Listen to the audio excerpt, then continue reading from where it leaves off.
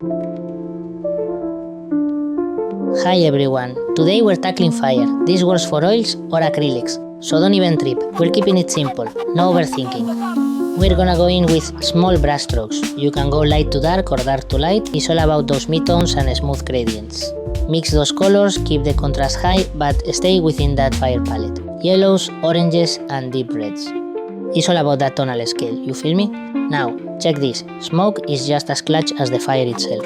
It's like when you're doing a portrait and the background makes the face pop instantly. For the smoke, same process, light to dark, lots of texture, playing with those smoky midtones, greys, ochres, blues and blacks. It's super easy, honestly a vibe to paint, and it gives your pieces that wow factor everyone loves. Let's get into it.